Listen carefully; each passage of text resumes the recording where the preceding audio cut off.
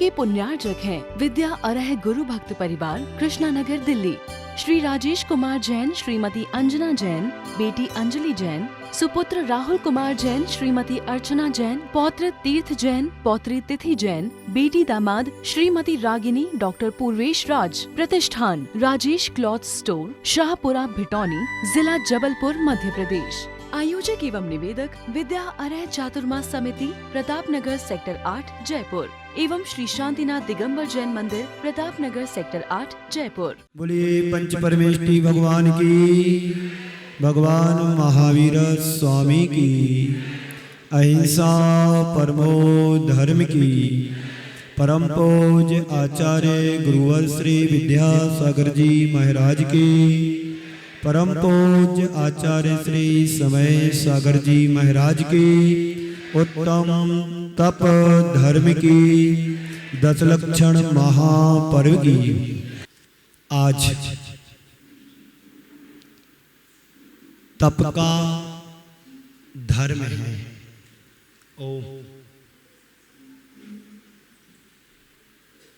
तप क्या है? आचार्यों ने सूत्र दिया है, तप्यते इति तपः। कर्म क्षय के लिए जो तपा जाए वह तप कहलाता है। इच्छाओं का निरोध करना भी तप कहलाता है। अब हमारे जीवन में कई तरह की इच्छाएं हुआ करती हैं। व्यक्ति जितनी जितनी इच्छाओं का निरोध करता है उसके जीवन में उतना तप घटित होता है। ओम शांति। नदी के किनारे एक चट्टान पड़ी हुई थी। अनेक व्यक्ति उस पर आकर के कपड़े वगैरह धोया करते थे और सैलानी लोग उस पर बैठ कर के मनोरंजन भी किया करते थे। एक दिन एक शिल्पी की नजर उस चट्टान पर पड़ी। शिल्पी वहां से उस चट्टान को उठा करके अपनी कार्यशाला में ले गया और कार्यशाला में ले जा करके उसे तराशना शुरू किया। तराशते तराशते एक दिन वह मूर्ति का रूप बन गया। मूर्ति का रूप धारण कर चुका। पाषाण से भगवान का रूप, पाषाण ने भगवान का रूप ले लिया। बंधुओं, इसी तरह पाषाण से भगवान की अभिव्यक्ति हमारी संस्कृति है। आज तप धर्म की बात है।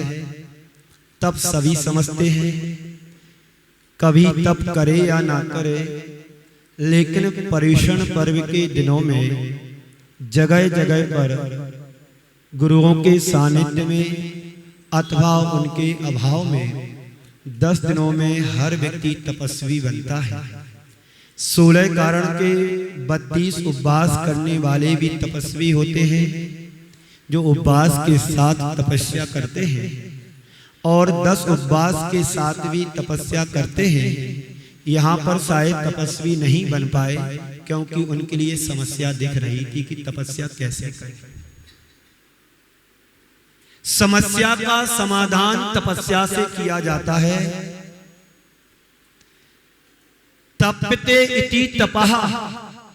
जितना जितना हम अपने आप को तपाएंगे उतनी उतनी तपस्या हमारे सामने दिखेगी और हमारे जीवन की समस्या समाप्त होगी। शक्ति के रूप में हर प्राणी के अंदर अनंत संभावनाएं। ओम, फ्री करो आवाज, फ्री करो।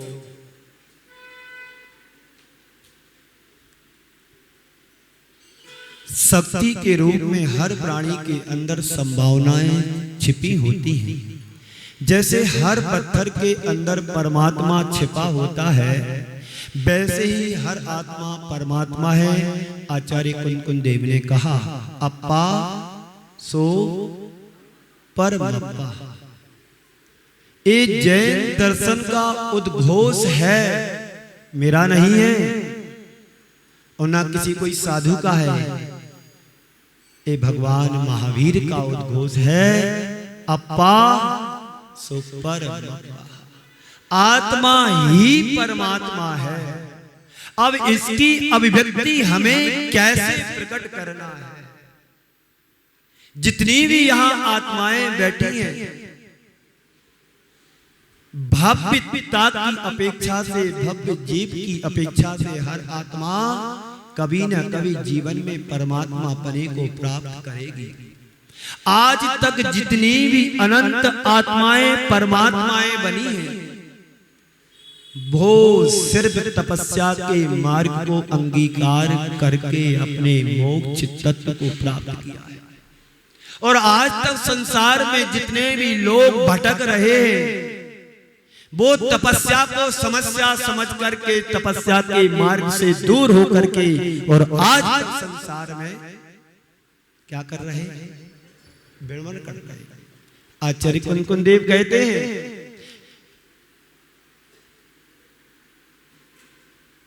रत्तो बंददि कम्मम जीवो विराग संपन्नो, ऐसो जिनो उपदेशो तम्मा कम्मे सुमा रज्जय।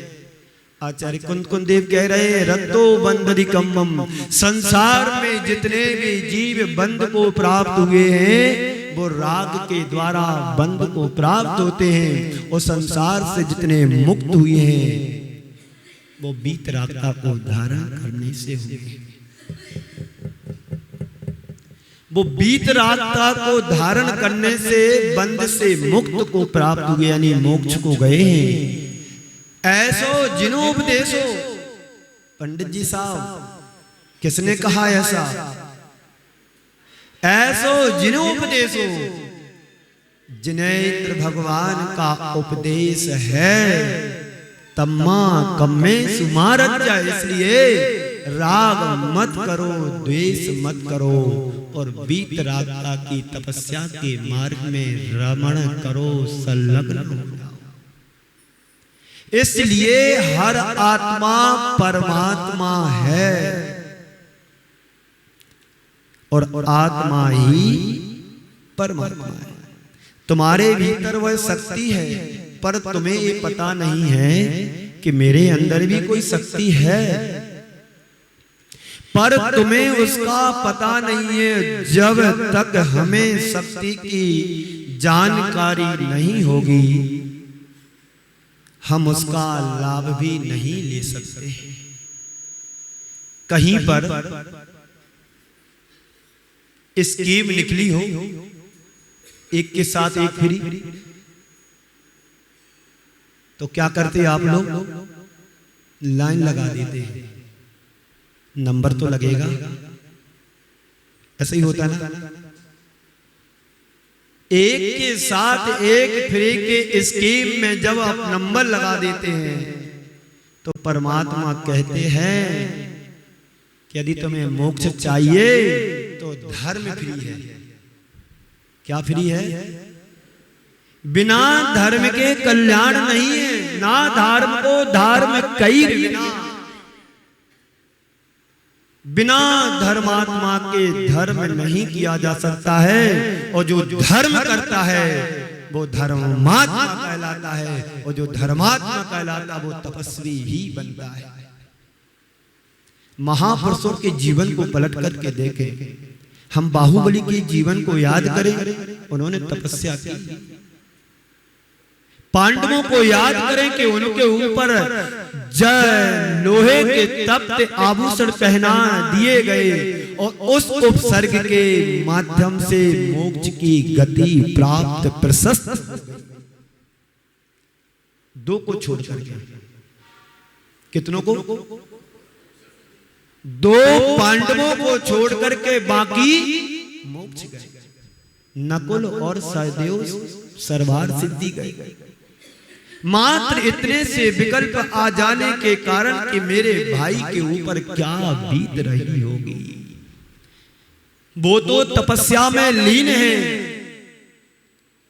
और मोक्ष को प्राप्त कर लिया। ये महापुरुष है। पारसनाथ भगवान के जीवन को याद करो, कितना भयानक उपसर्ग आया और अपने साधना से विचलित नहीं। ये तपस्या काश हमारे जीवन में आ जाए तो हम तपस्वी बन गए। तपस्वी ही नहीं बनेंगे, मुक्ति के अधिकारी कभी ना कभी तो बनेंगे।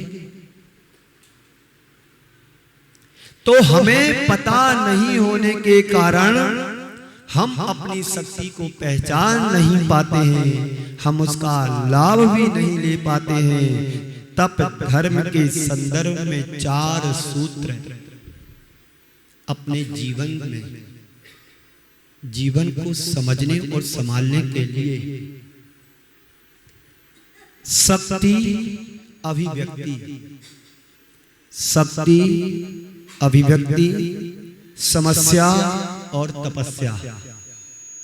जब कभी धर्म की बात आती है लोगों को तपस्या समस्या दिखने लगती है। जब कभी दान की बात आती है लोगों को समस्या खड़ी, अब क्या हो गया, फंस गए, भाग भी नहीं सकते। और महाराज का जो आदेश फरमान है कुछ कह भी नहीं सकते, और गुरु के सामने कहें तो कैसे कहें। गुरु तुम्हारे लिए तुम्हारी समस्याओं का समाधान लेकर के आते हैं कि तुम तपस्वी बनो, जीवन की समस्याओं का समाधान लो। कर्म पर वसई शांति दुखई रंत ऋतोदय पाप बीजे। क्या है, संसार पाप का बीज है और कर्म के द्वारा हर प्राणी संसार में रुल रहा है और अपने अपने रोना भी रोता रहता है। हमारे लिए ये परेशानी, हमारे लिए ये परेशानी, हमारे लिए ये परेशानी। अच्छा, जितने बेटे कोई सुखी है क्या? बता दो कोई सुखी हो तो। एक भी सुखी नहीं है, एक भी सुखी नहीं है। मैं अपने सिद्धांत पर, धर्म के सिद्धांत पर, जैन दर्शन के सिद्धांत पर, कर्म सिद्धांत पर यदि हम चले तो संसार का एक भी प्राणी सुखी नहीं है। कर्म पर वसई शांति। हर व्यक्ति कर्मों के वशीभूत होकर के संसार के दुख भोग रहा है।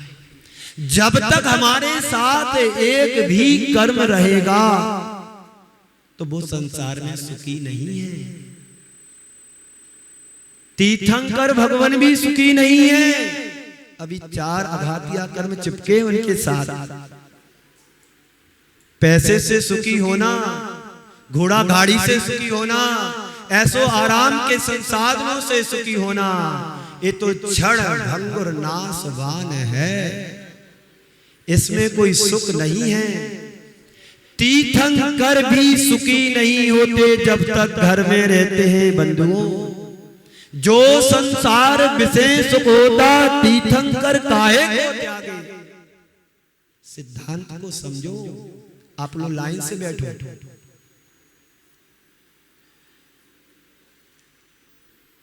क्या बोल रहा मैं? जो संसार विषय सुख होता सौगानी जी, तो तीर्थंकर भी अपने घर परिवार का त्याग नहीं करते। काहे को व्यर्थ में तपस्या करने के लिए पर्वतों पर जाते, नदी के किनारे बसते और खुले आसमान में ठंडी के दिनों में त्याग साधना करते, वो व्यर्थ में करते। हमारे गुरुदेव ने बहुत अच्छा लिखा है,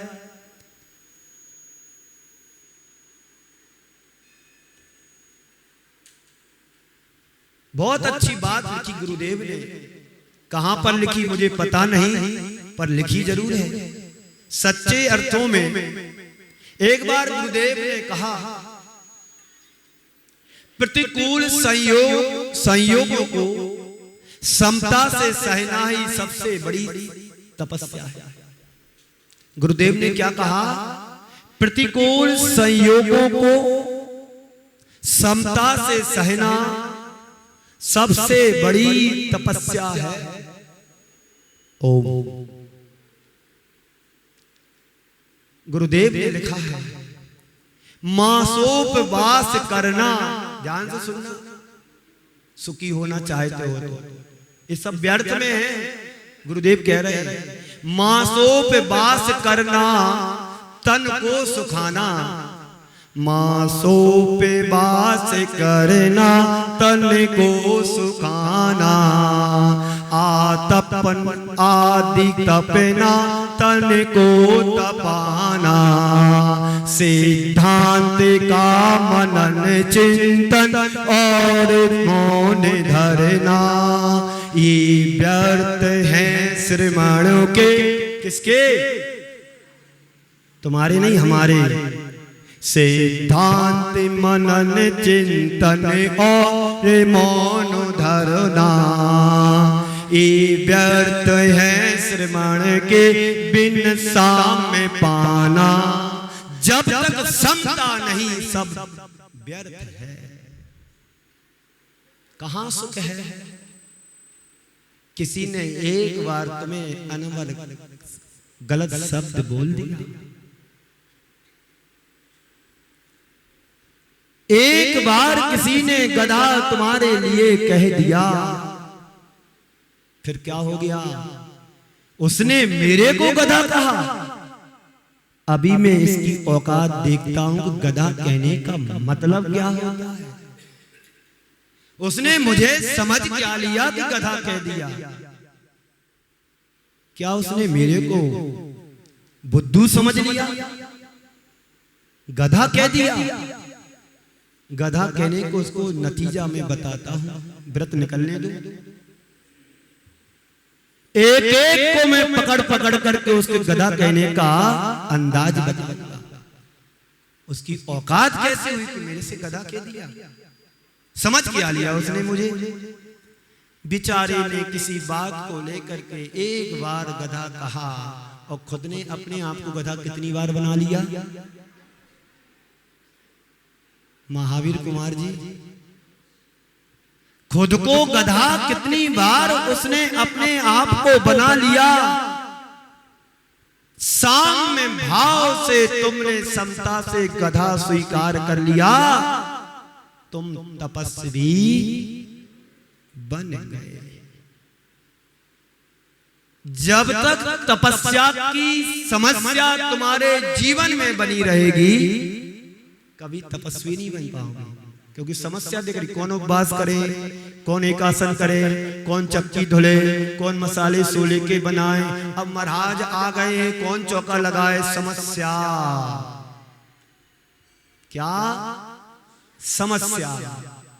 और खुद शुद्धि का भोजन करने का संकल्प ले लो जिंदगी भर के लिए। समस्या तपस्या बन जाती है, समाधान समस्या का निकल।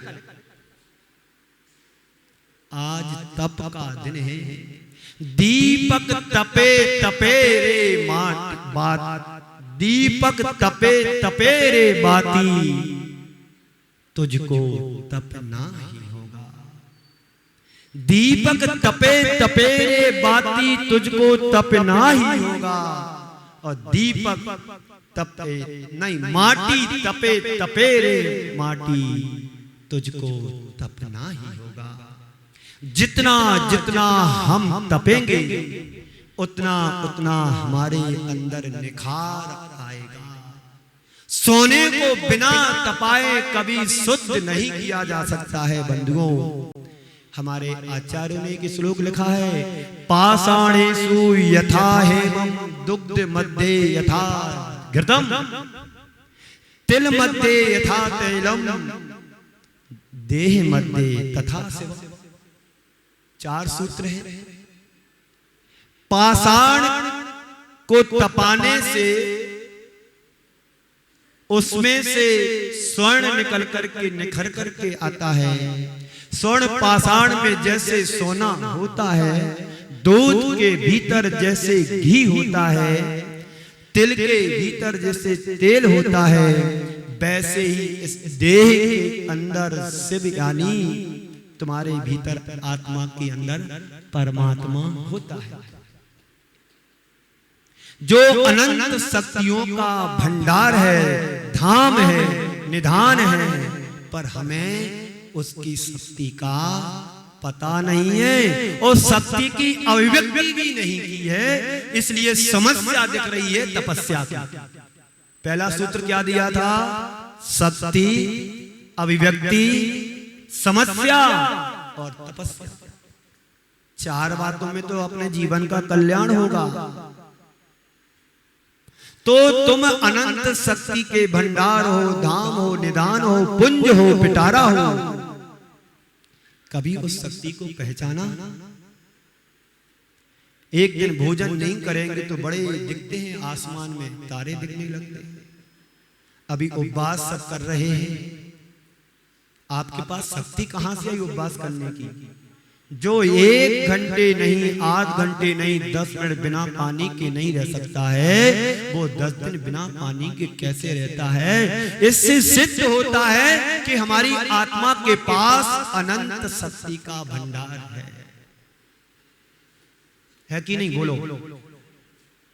जो बार बार खाता हो, जिसका कोई विवेक नहीं है, ज्ञान नहीं है, वो 10 दिन बिना अन्न के कैसे रहता है? मुझे एक बात कहने में थोड़ा दुख भी हो रहा है, बुरा नहीं मानना जीतू भाई, आपके लिए पहले से कह देता हूं। आपने नीचे झांकी बनाई, बहुत अच्छा काम किया प्रभावना का, पर कोई बारात में बाराती आए थे क्या? हम दिन भर पानी पिए, किसने मना किया? दिन भर भोजन करें, किसने मना किया? इन 10 दिनों में कम से कम इतना संयम तो रखना था कि रात्रि में पानी तो नहीं पीते। बाटली पड़ी थी, सैकड़ों भी नीचे गया। व्रत चल रहे हैं और अंजना पानी पी रहे हैं। क्या है? इतना संयम तो होना चाहिए। कार्य अच्छे कर रहे हैं, अरे जिसको पीना वो अपना इंतजाम करेगा, अपन दोषी क्यों बने पिला करके?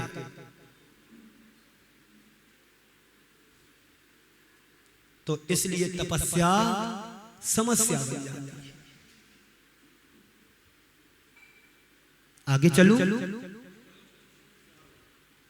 आगे?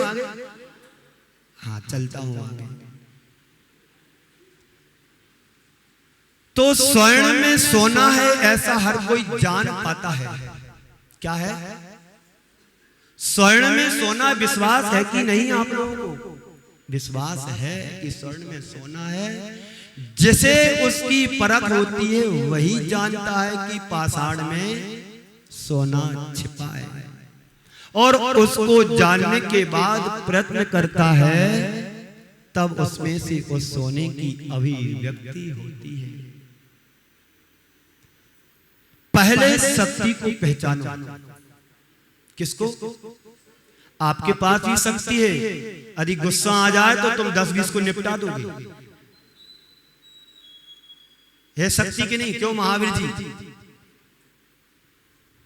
मरियल से मरियल आदमी भी गुस्सा आ जाए तो ताकत डबल हो जाती है। एक शराब पीने वाला व्यक्ति दुबला पतला है, और जब शराब पी के चलता है तो बड़े बड़े पत्थर उखाड़ के फेंकता है। इस शराब में शक्ति होती तो बोतल में भी नाच आना चाहिए। शराब में शक्ति नहीं है। शक्ति तो हमारे आत्मा के अंदर है, पर उसकी हम अभिव्यक्ति नहीं करते हैं, इसलिए हर क्षेत्र में समस्या दिखती है।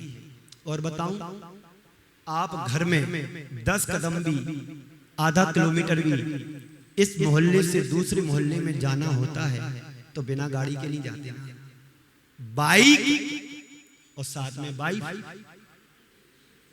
रक्षाबंधन का दिन है, भाई के यहां जाना है बहन को, तो जीजा जी लेके जाएगा। शक्ति कहां से आई जब तुम तीर्थराज सम्मेद शिखर जी की 27 किलोमीटर की यात्रा सिर्फ पैदल करते हैं। आपके अंदर है ना शक्ति? कहां से आई?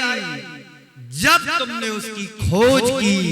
नहीं, मेरा संकल्प है आज मैं पहली बार तीर्थराज सम्मेद शिखर जी की वंदना करने के लिए आया हूं और परिवार के साथ पूरी पैदल करूंगा। इतना भी नहीं, पानी भी आकर के नीचे पीऊंगा। ये संकल्प शक्ति की अभिव्यक्ति। और बेलोग भी, उनकी भी चर्चा कर देता हूं। तीर्थराज सम्मेद शिखर जी तो गए, पर शक्ति की अभिव्यक्ति नहीं करने के कारण समस्या दिख रही। कौन जाए पहाड़ पर? बाइक ढूंढो। अब तो बाइक चलने लगी, डोली वाले को पकड़ो, समस्या हो गई। शक्ति की अभिव्यक्ति नहीं होने के कारण तपस्या समस्या में बदल जाती है। बंधुओं, आज तप का दिन है। गुरुदेव कह रहे हैं, तन मिला तुम तप करो,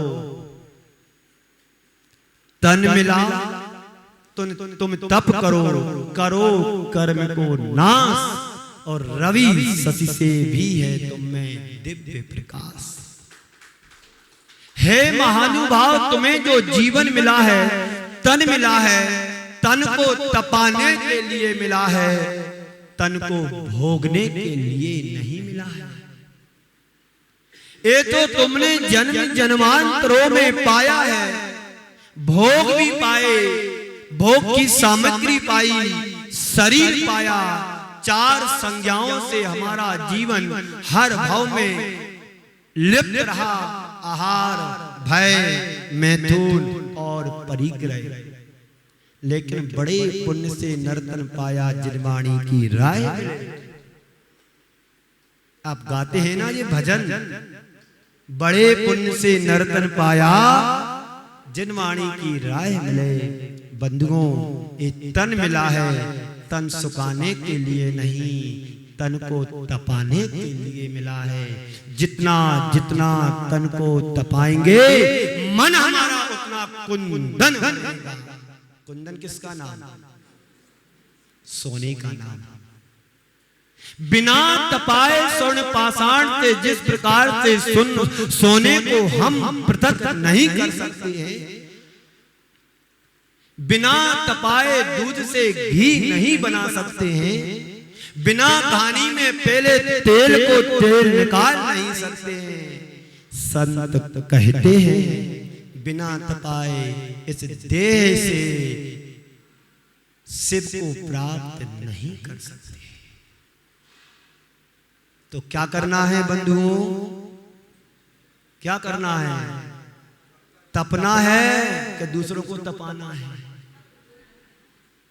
खुद तपो। दीपक तपे तपे रे बाती, तुझको तपना ही होगा। माटी तपे तपे रे माटी, तुझको तपना ही होगा। जीतू भाई, संयम रखो, संयम से रहो। संयम जितना हमारे जीवन में आएगा, तपस्या तुम्हारी उतनी प्रखर बनेगी। एक सेठ जी थे, उनकी 5 संतानें थी, 4 बेटियां, 1 बेटा। सेठ जी ने चारों बेटियों का शादी अच्छे अच्छे घरानों में कर दिया, सब संपन्न घरानों में। और बेटे की भी शादी अच्छे परिवार से लड़की लाके उसकी भी विवाह शादी कर दी। एक दिन सेठ जी शाम के समय 3 खंड के मकान के ऊपर छत पर चिंतन मनन कर रहे थे। उनकी दृष्टि अचानक नीचे जाती है। एक कमजोर बैल कीचड़ में फंस करके तड़प रहा है। क्या कर रहा? तड़प रहा है। कभी तड़फन देखी तुमने? खुद की तो देखी है।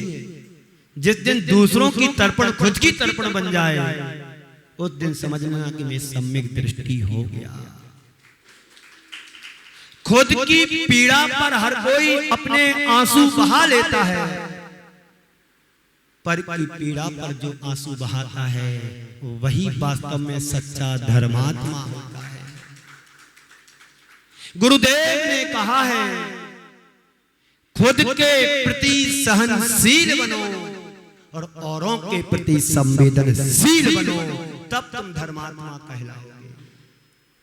जब तुम्हें पर की पीड़ा अपनी पीड़ा लगेगी, समझना कि मैं सच्चा धर्मात्मा कहलाने का अधिकारी हूं। अपनी बात पर आता है। सेठ जी ने देखा कि एक बैल कीचड़ में फंस करके तड़प रहा है। उस बैल को देख करके चिंतन की गहराई में वो चले गए। कहते हैं संसार में कोई किसी का नहीं है। इस संसार में हर प्राणी अपना सुख दुख अकेले ही भोगता है। पाप कर्म के उदय से कभी सुख मिलता है तो कभी दुख मिलता है। शुभा पुण्यस्या शुभा पापस्य, पुण्य के उदय से पुण्य की वस्तुएं योग बन जाता है और अशुभ कर्म के उदय से पाप की सामग्री का निमित्त मिल जाता है। ये चिंतन सेठ जी का गहरा हुआ और सेठ जी के विचारों में परिवर्तन आया और उन्होंने विचार में तय कर लिया, अब मुझे संसार के इस कीचड़ में नहीं रहना और दीक्षा लेकर के आत्मा का कल्याण करना। बेटे को बुलाया, बेटे को सारा कार्य भार सौंपा और जाकर के उन सेठ जी साहब ने दिगंबरी दीक्षा को धारण कर लिया। लेकिन पाप कर्म का उदय आया। 4 बेटियों में से एक बेटी के घर में बाढ़ आ गई पानी की। सारा घर बह गया, सामान बह गया, यहाँ तक कि सुबह तक के लिए खाने को नहीं बचा और तन पर कपड़े भी नहीं बचे और घर से बाहर निकलना पड़ा। दर्दन की भिखारिन बन गई। ए पाप कर्म का उदय आया। बच्चों ने कहा कि माँ, हमारे मामा संपन्न हैं, हम सब वहां पर चलते हैं। बेटी ने कहा, यानी बहन ने कहा कि इस दीन दुखी दरिद्री अवस्था में मैं अपने भाई के घर नहीं जाना चाहती हूं, वो संपन्न है, मैं विपन्न। बच्चों के कहने से आगे जाती है बहन अपने बच्चों को लेकर। जैसे ही वो बहन घर की तरफ बढ़ती है, भाई दूर से उसको फटकार लगा देता है, तू भिखारिन, यहां नहीं आना। क्या हो गया? बेचारी ने अपनी बात लेकर के पीछे मुड़ करके दूसरी गांव में चली गई। एक दिन उसकी पत्नी ने, बेटे की पत्नी ने व्रत किए और व्रत के उद्यापन में पूरे नगर को भोज के लिए बुलाया, पर उस बहन को नहीं बुलाया। क्यों? संपन्नता पर क्या होगा? नहीं, लोग क्या कहेंगे, तुम्हारी बहन इतनी गरीब। Status, what is the status? क्या हमारी प्रेस्टेज पॉइंट का सवाल है। कोई क्या कहेगा, तुम्हारी बहन इतनी गरीब, भिखारिन। उनके बच्चों को मालूम पड़ा, मां भोजन करने नहीं जाना, मामा के यहां पंगत है। मां ने बार बार बच्चों को समझाया, बेटे बच्चे नहीं माने तो 3 दिन के भूखे थे वे बच्चे, लेकर के जा रही है। और जैसे ही उधर पहुंची, उस भाई ने ललकार करके उसे निकाल दिया। क्या किया? निकाल दिया। अब इसके मन में चिंतन चला कि कर्म का उदय तो आया तो कैसे आया। चलते चलते एक दिगंबर मुनिराज के चरणों में ये पहुंचती है और और गुरुदेव से निवेदन करती, गुरुदेव मेरे ऐसे कौन से पाप कर्म का उदय है जो मैं दर दर की भिखारिन बनी हूं। गुरुदेव ने कहा कि ये तो पाप कर्म का उदय है, पर एक काम करो, इस कर्म को यदि क्षय करना चाहती हो तो नमोकार मंत्र के व्रत करो। कहानी है, ध्यान से सुनना।